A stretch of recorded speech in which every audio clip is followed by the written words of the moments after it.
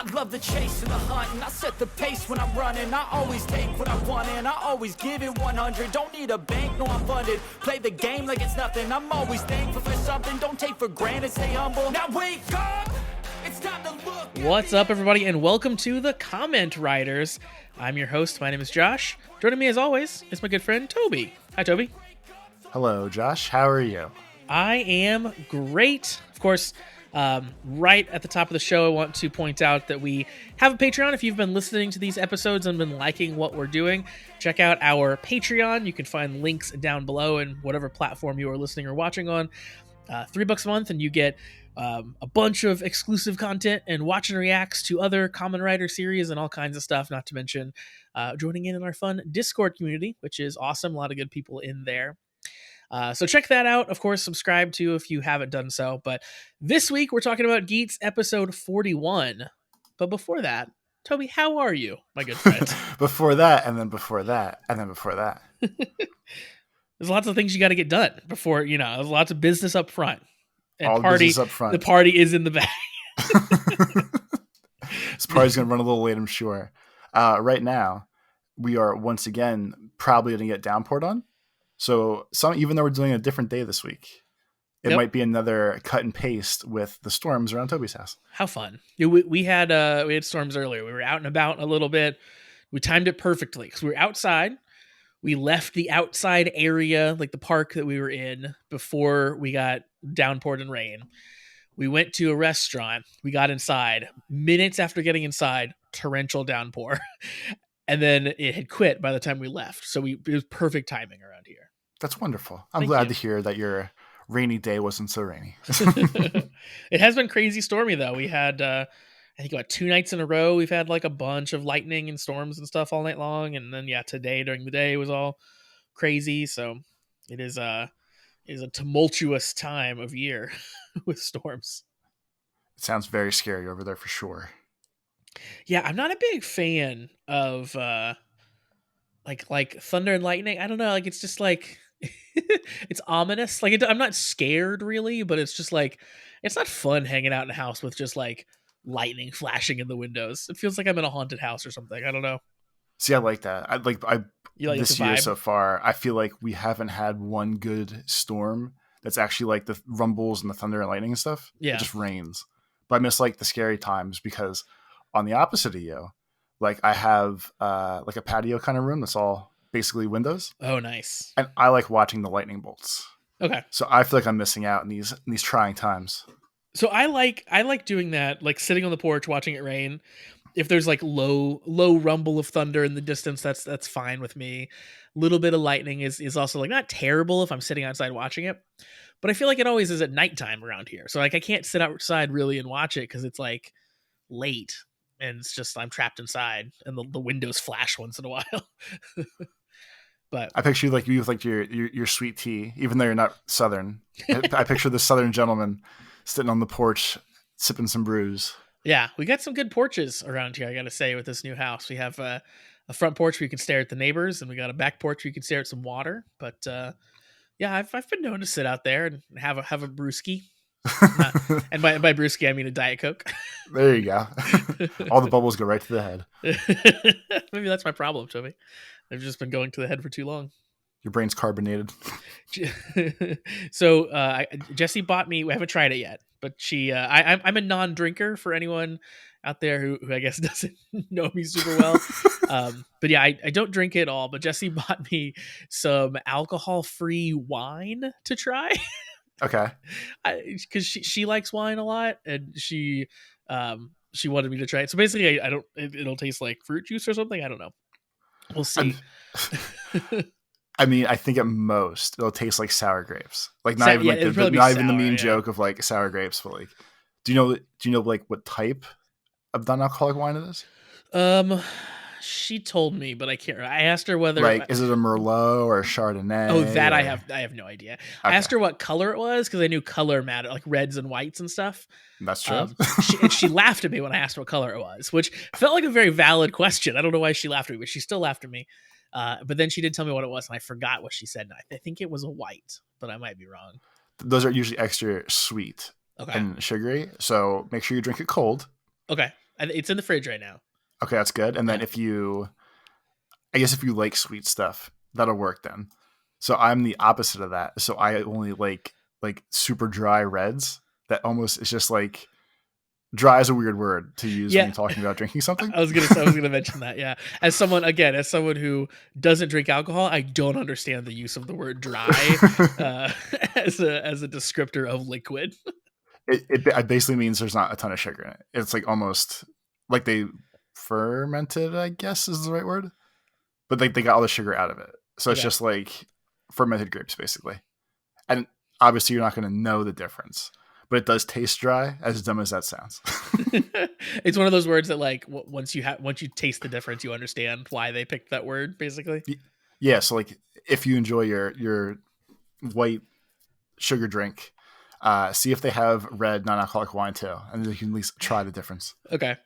This whole stupid non-alcoholic wine thing is on the back of a couple months ago. I decided that I wanted to try non-alcoholic beer for the first time because used to back in the day when I was a kid, like non-alcoholic beer, like what's the big brand everyone gets? Like, O'Doul's? O'Doul's, yeah. Like so that stuff was always like it was non-alcoholic, but it still had like a little bit of alcohol in it, right? It's like 0.0, super small, yeah. Yeah. So like you can actually get drunk if you drink a lot of them. Right. It just takes a lot of work. So now, like the more recent thing is there actually are some like 0.0% like alcohol free beers. So like on a whim, I was like, I want to try one of these. Like, I want to see what this is all about. We're gonna give it a shot. So I bought some at the grocery store just for fun. I got a non-alcoholic Heineken, I think is what it was. One of my best friends in human form, not like internet form. Yeah. That's what his go-to now because he stopped drinking. Okay. He still wants to like have the beer taste. Yeah. So and Heineken's a weird one to pick to drink non-alcoholic, just for the record. Why is that? Because Heineken in general tastes and smells funny compared to like other white beers. Okay. I think it's because it's malted or some shit like that. I don't know, like Heineken in general, it's a different vibe than like a Coors Light. Okay. Because I think, finish your story. I think the malt stuff is what I really hated from this. So the reason why I think I tried this was like anytime something is like beer flavor, like if you get like beer flavored cheese or whatever, like all that nonsense, I really like it. Like I generally like things that are air quotes beer flavored. So I was like, oh, maybe I like the taste of beer and don't really know. So I tried this stuff and oh my God, it's some of the grossest stuff I've ever tasted. Like I couldn't finish more than a quarter of a single can and I just threw the rest of it away. All like the other like 3 I had or whatever, threw them away. It was incredible. I couldn't imagine how bad it was because I was thinking like, well, maybe it's just not for me, but no, this is like I was gonna get sick if I drank more. See, it's all the fun of drinking without actually drinking. Yeah, and then it really like it made me kind of sad because it was like, oh wow, yeah, like people who drink this are like clearly like they've gotten so deep into this that this tastes good to them. This is kind of a bummer. I enjoy your take on alcoholism. That's kind of what Jessie was saying. She was like, "Yeah, people don't drink these for fun, Josh." I'm like, "Oh, okay, that makes sense." Yeah. So apparently O'Doul's. So when I'm gonna say sub 13 years old, my dad's girlfriend at the time, we were at like TGI Fridays or one of those kind of classy establishments, and I was like, "Ha ha ha, non-alcoholic beer. That sounds fun." And she was like, "I don't give a shit. Get one if you want to." So I was hesitant, but I got it, and it tasted like actually like it was. I mean, I was granted. I was 13. We're gonna start there. Yeah. It tasted horrible, and I was like, I will probably never drink. This is disgusting. And now I have the opposite problem, obviously, or from the conversations I've been leading you through here. But I looked it up real quick. So O'Doul's is 0.5% alcohol by volume. So a crappy Coors Light, as an example, is like 3.2%. So it's actually like way more alcohol than I would have thought. Yeah, it's not like it is obviously less, but like those two compared, like pretty close, really, and all things considered. Yeah, and it also just sounds like a challenge, like for cool gamified life people like me. It just sounds like a challenge. Like if I drink 6 O'Doul's fast enough, that's like drinking 1 beer. Right? Exactly. I also just remember the other reason why I tried the non-alcoholic beer. This is continuing to embarrass myself. So one, I like fun drinks. Like that's kind of a thing I'm always looking out for. Like like you can find like the weird sodas sometimes some places, and I've tried That's my favorite. Yes. yeah, like here, this soda tastes like a pickle. I'm like, oh yeah, like that stuff's always really fun. I always look out for those. The reason I went down the path of like, oh, maybe I should try the beer stuff was because John Moxley. Do you know the wrestler John Moxley? I do. Okay, so he recently he did drink, and then he went to rehab. So now, of course, he's not drinking. There was a pay-per-view at one point where he just had like a whole bunch of non-alcoholic beers in the press conference afterwards, and he was just like, he was drinking them, and he like did like this like weird little impromptu like, these things are fucking great, I love them. And that made me think about it. That's why I ended up buying it. I just remembered that now. I love that once again something ridiculous has gotten you down a weird dark path.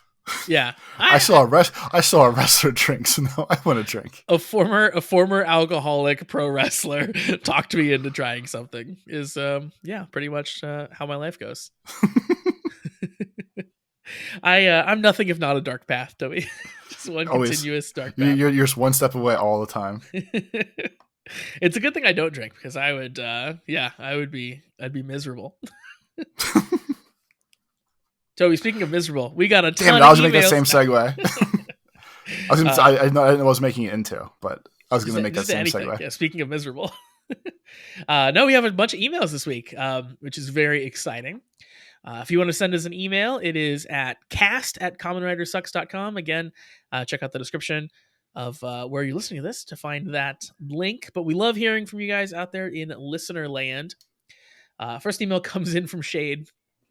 And Shade, first of all, tells us that at the time of writing, the Tycoon and Shinobi special has been subtitled. And Shade actually sent in a separate email for Shinobi trivia, which I did not watch the Shinobi special yet. Have you watched it? No, because unless you tell me to do something, okay, I am most likely not doing something. Good man. So we maybe will watch that at some point in the future, but I have not watched it. So we'll save Shade's trivia email on that topic for when we do end up watching it. But Shade writes in to tell us first off, to once again make fun of my pronunciation of Hurricaneger. This is just too easy at this point. Yep, a little too easy. Shade says it sounded a little sus, which I think is fair. But anyway, Shade writes in to say, all that aside, you also mentioned how the Toku acting business works and how much money they make, so I have some interesting info about that. Firstly, Toku is a genre for amateurs and inexperienced actors to get their career started, so the actors don't get paid as much as a normal experienced actor would. And as far as I know, they don't get much percentage on merchandise either. There's not a lot of info on this, though. So that's what you and I were thinking, like, oh, are they getting like a bunch of like residuals when they sell toys and stuff? And apparently not, which is too bad. It does seem like, with how many people seem like they've been in a Kamen Rider, like looking around like other Japanese media things, I definitely see that tie now of like, this is a thing you do to start acting. Yeah. You and I think talked about soap operas when we were bringing this up, which is kind of the same vibe, where it's like, it's sort of like B tier, C tier acting, I feel like is how it's looked upon. But like the difference with soap operas is they're longer running, so you can stay in them. It's more than just a single season, right? Like if you land a gig on a soap opera, maybe you're going to work there for 20 years. Who knows? Where if you land a gig in Kamen Rider, the season ends and then your position's over. Yeah, you maybe get a movie or two afterwards. Yeah, exactly. Shade says because of the low to average pay, most Toku actors work mainly for experience and or because it's fun. Plus, Toei makes a bunch of serious movies and shows too, so it could open up to new opportunities, and quite some of them do get to do them. There's also certain situations where the production crew liked working with certain actors, and because they're capable, so they just invite them back for supporting roles, which is how like Neon's dad used to be a ranger, the 6th ranger in a previous season, and then came back for a supporting Kamen Rider role. About returning actors, it's a pretty special case because Toku is for inexperienced actors. It is deemed unprofessional in a way. There are cases where certain actors blow up in popularity so much that it is financially impossible to invite them back. For example, the actor who played Shinken Red in Samurai Sentai Shinkenger is one of the celebrities that are in like 1 out of every 3 movies. I didn't realize this. Shinkenger is awesome. I love Shinkenger, by the way. if you and I ever branch out into Sentai, that'll be high on my list to force you to watch. Okay, sounds good. But yeah, so the apparently the actor who played the Red Ranger in Shinkenger is now like big, huge movie star, which is cool. Shane says, although there are cases where the actors themselves want to return because they enjoyed their time working on Toku. For example, the Hurricaneger 20th anniversary was pitched to Toei by the cast themselves, which is neat, because they wanted to make the movie. Despite the pay not being very good, I think Toei does a good job of treating their talent well most of the time, unlike Saban. Finally, how do people view Toku in Japan versus the US? There was a time, I think around before the mid-90s, where Toku was looked down upon for being a children's show. Not to the extent of Power Rangers, though, but as time goes on, Toku still goes on consistently with Rider, Sentai, and Ultraman, and other heroes becoming more and more iconic. The genre and IPs evolved, like how superheroes, like Batman and Superman, became popular in the West. So back in the day, superheroes were silly and for children, but nowadays, getting to play Batman is the coolest thing ever. So yeah, I think that's the vibe that I get as well. Like, yes, here superheroes are like technically for kids, and there are a bunch of like very children-focused shows that are superheroes, but like it still is very cool. Like he said, to play Batman, and it still is a thing that adults go and see and watch and stuff. So I feel like that's the general vibe for tokusatsu stuff too, for sure. Shane says, so yeah, that sums up what I know about the Toku industry. Of course, some minor information might not be 100% accurate since I'm not Japanese, nor am I fluent in the language. Apologies if this was too long. Very interesting topic to write about. Yeah, it is interesting to get a view into that world, because it is very different than anything we really have here. Like, I guess the closest thing would be like, acting in children's TV shows, but like that's not a huge industry here. There aren't enough shows and enough changing seasons to like have that many actors through. So no, yeah, definitely not. It's a whole kind of weird cottage industry that we just don't have here. So yeah, it's kind of fascinating. Our next email comes in from Olivia, who is a longtime friend of ours who's recently started listening to the Kamen Riders. So very excited to have her on board. It's now finally truly taking its last step, all downhill for all of us. Exactly. The last piece is returned. She says, hey, all, first time, kind of, long time, definitely. So I'm catching up on the backlog of eps, but at the point I'm at, you're considering watching some Sentai later down the road, as we were just talking about. I'd personally really like to recommend Gokaiger.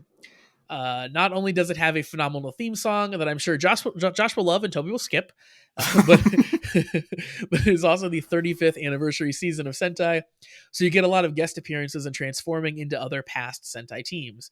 While this seems at first glance like a detriment to viewers that are unfamiliar with previous seasons, I actually found myself really liking it as my first Sentai experience.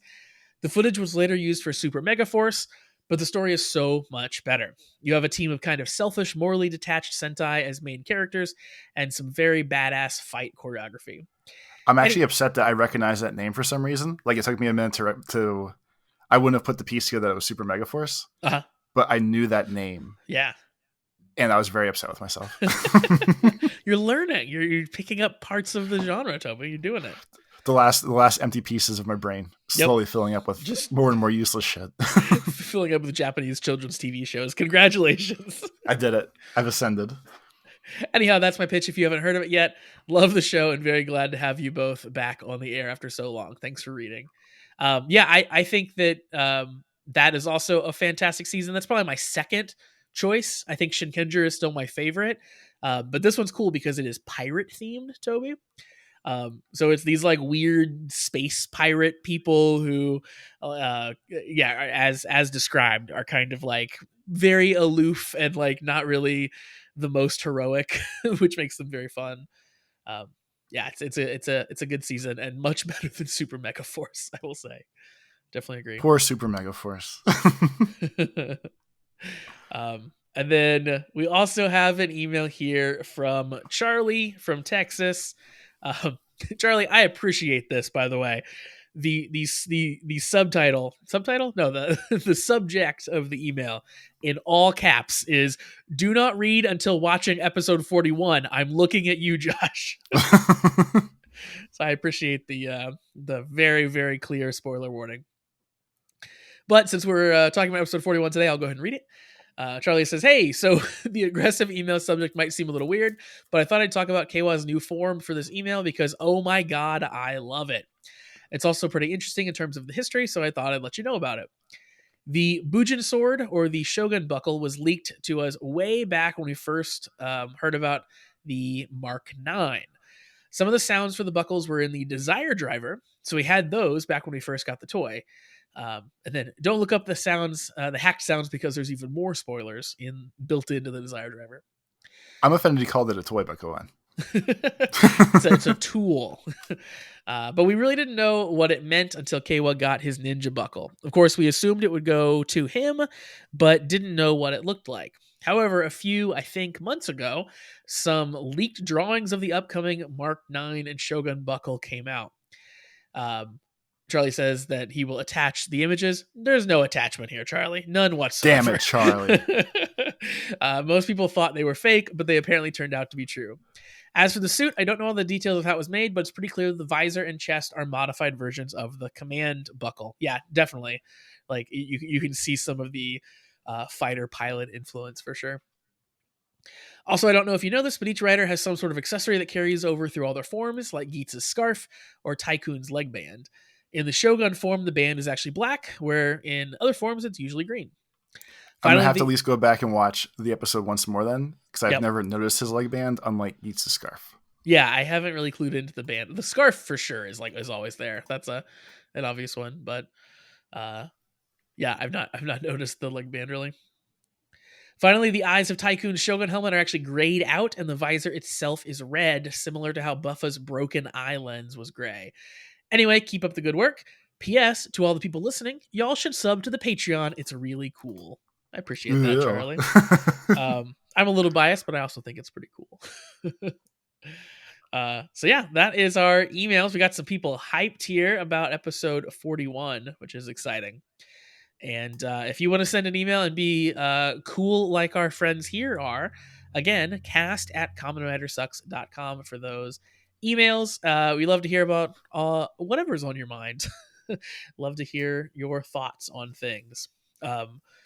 Really interesting. I'm interested right now to hear some speculation on the next Kamen Rider series on Gotchard. I'd like to hear what people think that's going to be now that we've maybe seen some early images. Yeah, but if you know stuff, don't cheat and be like, I guess it's this. I'm not down. We're not doing that. That's true. Yeah, since we are going to watch it. I will delete the emails. Yeah. Since we are going to watch it, I don't want to hear any foreknowledge, I guess. That's a good point. Yeah. But if you just want to wildly speculate, I'm down for wild speculation. Toby, what say we jump into discussing episode 41? Let's do the thing. So last episode, Sarah died. That's the big... And that's all you really need to know. Yeah. Honestly, that's pretty much it. Sarah, yeah, she got brutally murdered by Buffa.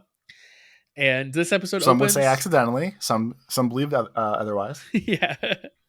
This episode opens with a really a lot of this episode felt very human to me in a way that Kamen Rider sometimes isn't, because it opened with Ace telling Neon about Sarah having died.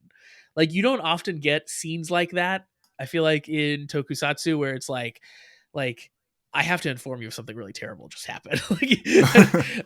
So of course Neon is pretty upset, kind of in disbelief that all this happened, and Ace is worried about Keiwa because he has no family left anymore. Which again, that's felt very human. Not just he's a hero, he'll be fine. His sister died, he'll man up. It's no, he's all alone. What are we gonna do for our friend? Well, and they did the great thing of his already. The apartment always looked decent enough, but he looks as my reference point for the whole episode was in Spider-Man 3, the old ones, when Tobey Maguire turns into emo dickhead Spider-Man, and he just has a little bit of black eye shadow, and his hair is extra emo-y and swoopy and stuff. That's Keiwa's new look. He looks a little extra goth. Yeah, he didn't pick up his trash for the day and then swooped his hair down a little bit.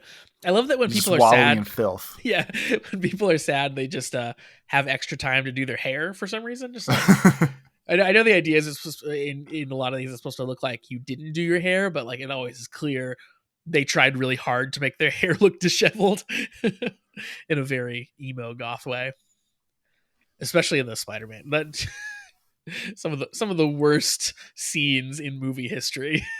Emo Spider-Man. Emo Spider-Man. 3. Yeah. Tobey Maguire held it down. Oh God. Yeah. Go ahead. So bad. No, I was having just a PTSD flashback to that movie. And with everyone being destroyed inside, I was impressed that even Buffa seems a little fucked up and a little more morose than usual, where he just has a lot of regret, it seems, of his accidental murder. Yeah, we can jump ahead and talk about that, because I think was one of my most interesting parts of the episode too. So Buffa is continuing to do what he's doing. You know, he's killing people essentially. So we find out. Yeah, now he's literally just killing people. yeah, exactly. We find out. So I guess first Daiichi does this like public service announcement broadcast where he explains the stages. Like stage 1, the person can be saved if you defeat the Yamato and get the parasite out. Stage 2, they can't. And if multiple parasites infect people right off the bat, they like instantly go to stage 2. So we see early on, like Ace is fighting some of the Yamato. He defeats stage 1s, but he runs away from the stage 2s because, oh no, we can't save them yet, so we got to avoid them. He uses a little common sense. He's like, there's still a person inside. Maybe we don't have to completely murder them at this point. Buffa takes a different tact, though. Buffa has decided to just murder them, which I feel like is not the wrong answer. It's a very Buffa answer, but like he clearly is torn about it because he sees Sarah's ghost in this episode like multiple times. I thought it was awesome that like Buffa's new biggest enemy is his nightmares of guilt and seeing his friend Ish's sister all the time that he murdered. Yeah. Like it was super cool, like chink in the armor for Buffa that we've never seen before. Like, you know, like he's that tough guy, but clearly he's pretty distraught over all of this, obviously. And even when Keiwa confronts him at the end, like he tries to like defend himself, and he says like if I don't do anything, I'm creating more victims. Like if I don't stop the Yamato, like more people are gonna die. So like yes, I'm killing people, but like I'm saving people. Like he clearly, like you can see in his face, he takes a step back and like no, I've thought this through. This is the path. It's a weird morality play now. It really is. Yeah, I thought that was really cool. Like, you know, a lot of times Buffa, you know, being the Buffalo, kind of charges forward without thinking things through. But this was really one where he's like taking a completely different stance from Ace, but like very well thought out because of it. And I think Ace is wrong maybe in this case. Like he's just leaving Yamato running wild in the city, which is probably not good either. There's no winning. Yeah, it's not like they're going to stand around and not hurt people. But yeah, I really, really loved sort of Buffa's like complete distraught nature, which Baroba also loved. That's what she's been here for. Yep. Also interesting in that PSA broadcast that Daiichi does. Daiichi is maybe gathering people for some cult or something, because at the end of it, he tells people to like gather before him for salvation. So, well, if nothing else, I figure if he's the source, he's also the cure or the solution. We can call it, I guess. Yeah, I guess so. I guess he's like infecting the world so that he can be the savior and rule it. At some point he kind of says that the Yamato are like a means to an end for his ideal world. So yeah, I think that's his goal. I think that's exactly it. It's like, oh, these Yamato are giving you guys trouble. Well, I could certainly solve that problem for you all. You should also make me king of the world. What do you say? He has a hell of a plan. Yeah. We do get another scene with like Neon and Ace. They sort of like, again, are a little torn up about kind of what's happening, but Ace is like pretty determined that like, hey, I'll figure out my powers. I'm going to get rid of anybody who causes this world despair. So like he has his resolve, you know, in the typical like Shogun way. The pure Ace fashion. Yeah. Punk Jack shows up as well and has news about what he found out from the staff, basically that they want to make Sumi into the second goddess. And then I really loved this part. So like Ace kind of accepts it, like, okay, yeah, they're trying to get Sumi and trying to make her into the goddess. And then he asks her like what she wants to do, like what she thinks about it. It's like, do you want to join the staff? I You can love do your that. thing if you want to. Yeah, I love that she got to like decide for herself. She says she clearly thinks about it. She's like, well, the staff created me, but I want to stay and help you. So I think that was really cool. I like that she got a little bit of autonomy in her life, which is the whole thing that a goddess doesn't have, right? That's all because she's Ace's little sister. Yeah, that's true. That's why she's sticking around, because she's still got that family tie. And then my new most hated character in the show, Toby, Kakara. Ugh. The man frog. Kakara shows up to just taunt Keiwa in his apartment. Just Keiwa is just like, again, like you said, distraught. He's got his hair in the emo swoop. Clearly should be left alone. Kakara shows up just to really taunt him. I think that's all he's doing. He's just like, come on, don't be so sad. Like, go be a Kamen Rider. So what? Your sister died. This is what you wanted. I helped you. Kind of. Yeah, pretty much. Again, Kakara just there, just twisting the knife. Same with Baroba.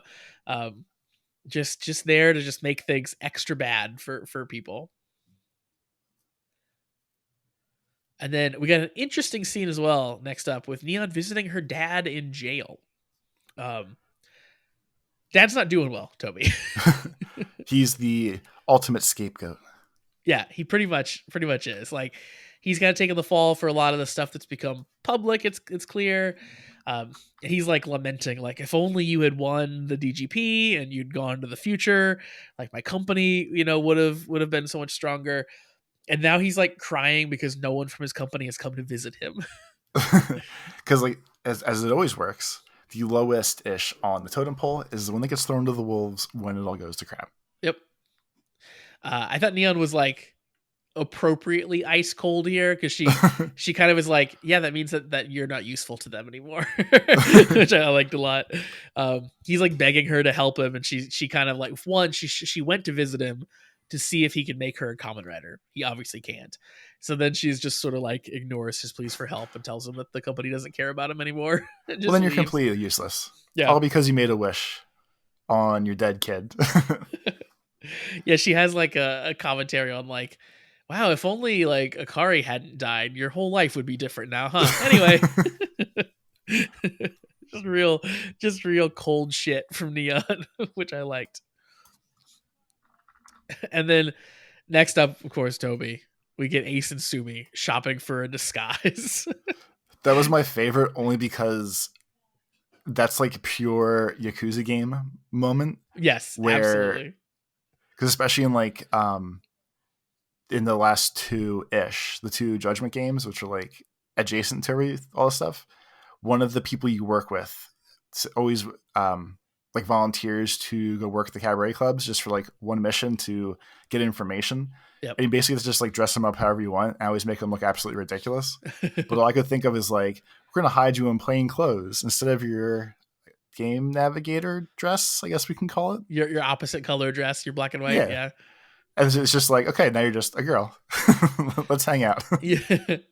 It crossed my mind when she was out of her game navigator outfit for the first time. I realized that I had thought previously maybe like she couldn't take it off, like she was an android or something. I'm just like I didn't even know she could change clothes. I didn't know that was possible. Yeah, she could just put on normal human clothes. Just never has to because she lives on the little island. Yeah, which then begs the question: does she have like multiple of those outfits? Like obviously it's like everything's crisscross, so it's like a black boot, a pure white boot. Does she have like a whole bunch of white boots and a whole bunch of black boots, and she just picks one of each time, or how does that work? I would assume so. I would like to think that none of them are just being like rolling around their own stink. Or maybe she, again, she's like created by the staff. She's not really human. Maybe she doesn't stink. Who knows? Maybe they didn't These put are in all the fantastic questions. These are the things I think about. Of course, it makes it a little hard for Sumi to blend in when Ace is the biggest star in the entire world. So there's people filming him and waving from the door. I like that, like, no matter what, we never completely get away from, like, there's times where they don't address, I call them the old victories and the old rules that were set up for more, like, most of the time. Like we completely let go of, we haven't done the sister thing for a while. And all of a sudden, like that was a thing again, where just like comes up in a passing conversation. Yeah. And then almost the same thing. Like, yes, Ace is the star of the star of the stars. We haven't talked about that for what feels like months of that actually like coming up in conversation as part of these things. And then all of a sudden again, it's like, oh yeah, Ace is famous. Yeah, he's here. He's still famous, but like clearly just famous for being famous. Because like we also haven't seen him do anything to continue the famousness like lately. Like we saw that one point where Buffa showed up and he was doing some like home renovation TV show or something, right? Like he was like You did the intro. Doing he was doing show busy type stuff, but like lately he's been pretty focused on Kamen Rider.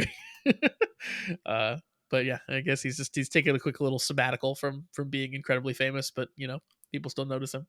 Still got shit to do. Exactly. But unfortunately, because he's so famous, the game master was also able to find him. Whose name is Jito, I think. Is this the name? Or Jito or something? I'm gonna say Jito. Yeah, I was gonna say, like, if we're gonna English it, like hardcore English it would be Jito. So when I would see it and know like it's not from here, I would put like weird fancy flourishes on the letters for no reason. Yeah. So I would guess Jito, but as you know, we get corrected on these things a lot. So I'm waiting for the real answer where it's something else completely different that doesn't sound right. Yeah, I'm sure we're completely wrong. I'm going to say Jito until someone corrects me. But Jito shows up and basically like beckons them outside. Ace almost looks excited about it. He's like, I'm being summoned. He has shit to do. Basically, they go outside. They talk about like, oh, Sumi's the property of the DGP. And then they fight. So it's not a transformed fight, but Jito like kicks ass, basically, like completely winning over Ace. Punk Jack shows up to fight too. Jito still is kind of like having the upper hand, even with both of them. Yeah, he can definitely control both of them in the fight. There's no doubt about it. Which is crazy. Like not even transformed. And like, you know, Punk Jack's pretty good, but Ace is like a 2,000-year-old trained fighter. Yeah, Ace is supposed to be the best. Exactly. And in the middle of this fight, Keiwa runs in and kind of whisks Sumi away.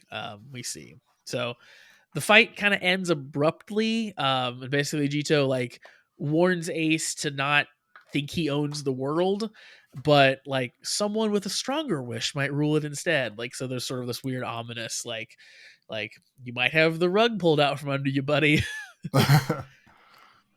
Which is interesting.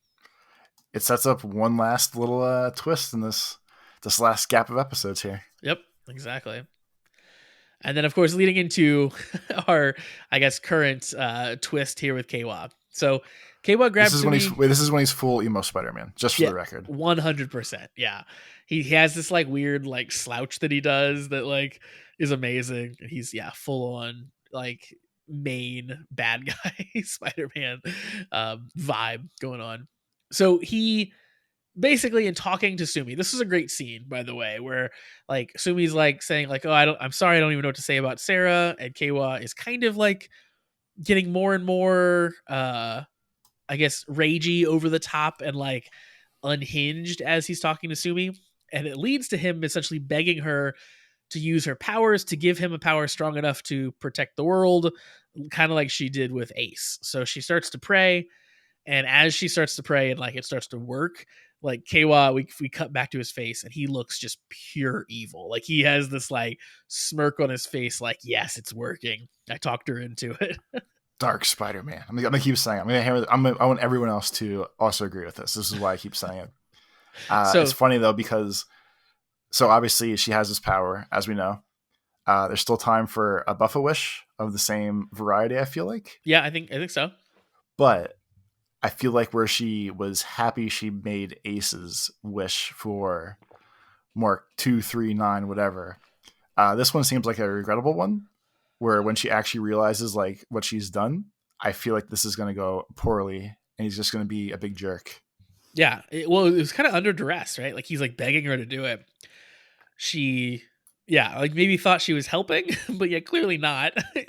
And yeah, I think that Keiwa will be a real thorn in everyone's side here. I don't think that he's going to I don't think he's gonna really join up and, and be a good guy here. We'll see. But before we get to talk about what happened with Keiwa here, so we get a little like final scene with Daiichi, which I want to touch on because Daiichi's just out in the woods again. We heard of him, he was doing his little like PSA, trying to get a bunch of followers. Now he's just out in the woods, and he encounters a tree with a bunch of faces in it. He's gathering humanity. It was awesome. That's my favorite like new super shitty CG tech weird thing. Yeah, it looked so bad. First of all, which is amazing. Daiichi, what a freaking weirdo! Just when you think he's not strange enough, like he's out there like eating Giamato babies. He's also like, oh, also I have a face tree. What of it? And then yes, we get our big Keiwa transformation. So as we talked about, Buffa had been killing stage 2s. Keiwa shows up, basically says Buffa is adding more victims to the pile. Buffa kind of argues with him a little bit and says like, no, I've thought this through, blah, blah, blah. And Keiwa says, oh, now you're just justifying like killing my sister? Is that what you thought when you killed Sarah? Keiwa transforms and he has, this new buckle, which is incredible. Like it's it's a buckle with a sword on it, basically. Like the two halves of it are a sword going into a scabbard, which is super cool. And basically everything about Keiwa now is just utter badass. Like he cracks his knuckles to henshin, which is so freaking cool. It's funny because like I brought it up a couple times now. In Tokyo Ghoul, that's what they all do. Like the main character guy who kind of reminds me of Keiwa, he was basically like the super nerd who just got too powerful. Like his main thing is just his thumb over his first finger all the time and just keeps cracking his knuckles. And that's all I could think of is like that's even what Keiwa does. Like it's just like this weird, angry, aggressive, like, okay, we're not fucking around anymore. Move. Yeah, I guess that is here. I wonder if like that specific imagery is something like cultural in Japan. It is kind of here too, the like knuckle cracking, but we would do it more like your entire hand over top of your entire other hand, and as a way to like menace at someone. You know what I mean? Where clearly it's a Japanese thing to like do just a single knuckle kind of a deal. Yeah. Either way, very cool. I was very into it. Also, like as he's henching, he puts so little effort into it. He just kind of like cracks his knuckles, says henshin, and then he just is there in a slump while it like engulfs him. Yeah, I was very, very into it. Of course, when he transforms, he's all in black. He's the figure we saw in the last episode. How are you liking the whole suit for Keiwa's Shogun form here? It looks way cooler. He's a little too strong now, which I feel like they always have to. Now they have to like recompensate everybody else, which is just like a little weird. Pretty much, yeah. But the suit itself looks cool, and another one of those like in tons of media special power boost things. He does this full circle in front of him very slowly with his sword, and like the screen like traces the circle, and then you see like a blood moon in the background. Yeah, and it's very like it went like super anime-ish to me this episode, at least definitely in the back end. Yeah, absolutely, very very anime inspired. The blood moon was awesome. I thought it was super cool. When he pulls out his sword, he's got the little like scabbard.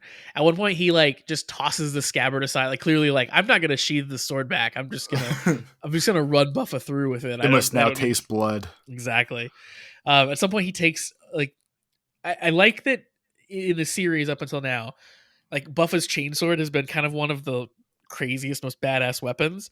The thing that like will cut through anything. It always is the thing that like takes everyone out, and Keiwa like takes it away at one point, like pulls it out of his hand and then just tosses it back to him, basically like I don't care about your fucking toy.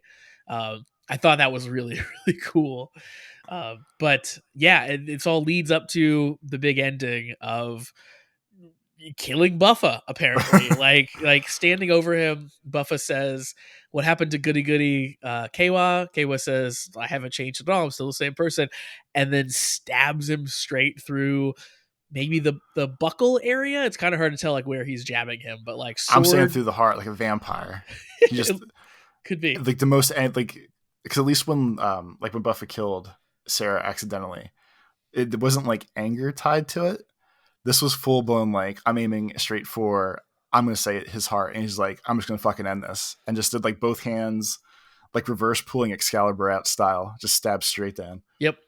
Yeah. Like I've thought this through and I'm going to murder you is what's happening. Which is crazy, especially coming from Kawa. Kawa's the guy who wouldn't use his weapons at all in the very first episode and ran around in the forest like a sad little deer. And now, he's transforming into badass Batman and murdering people in cold blood. So, that's some character development for you. He's getting crazy now. But yeah, this is maybe the coolest suit, I think, of the season. Like, a lot of the Ace transformations as we've gone on have been super, super cool. But having the sword and having the sword on the buckle is really awesome. I love the black with green accents. Looks really, really cool. It has a freaking cape, which is awesome. Yeah, there's really, really cool, really, really cool look. I hope I don't come to hate Kawa as this character because the character looks so awesome. Not ready to fuck him. I'm done. Yeah, I hope Buffa doesn't die, but we'll see. Maybe he does. Everyone can still come back at the end because there's no way that if Sarah comes back, Buffa can't. Yeah, they're all going to be stuck in a tree. It's fine. The tree will sprout humans. Everyone will be happy. But yeah, I this was one of my favorite episodes, I think, in recent-ish memory. Like, we had our big reset, and it's sort of been like what are we building to? What's going on? And Evil Kawa certainly is a very interesting twist to have built to here. Was not on the checklist or the bingo card. And I think we got some like really good acting from everyone in this episode too. Like, obviously Kawa did great here as the big shift into his crazy evil form that felt very justified. Buffa was incredible as the like I think I'm doing the right thing. I am, right? Like, that kind of a vibe from him was really good. Even Ace, of just like, his worried nature about what was going on with Kawa was very good too. So just top notch, I think, from everybody. Any other final thoughts, Toby? I mean, just as always, I'm once again excited to see where this goes because I know it's going to have to be part of someone's going to have to regret Kawa in order for him to be able to come back to be the nice boy. Yeah. And not specifically knowing how many episodes are left. I just don't know if it's going to be like a couple episode arc or the quick turnarounds they do sometime, or like next episode he's still an asshole and the one after they just fix him right away to like fix the problem. Or we're down to a time crunch now, which makes everything a little crazier. I think we'll get, let's see. I think we'll get like 5 more episodes is my guess. That's my guess. Okay. I'm guessing it'll end at 46, but it's just a complete guess. I don't know. So they've got a little bit of time, but yeah, I hope that, like you said, I hope we get Buffa's like ultimate form too. Well, they both got the crazy cards. Yeah, you're right. You're right.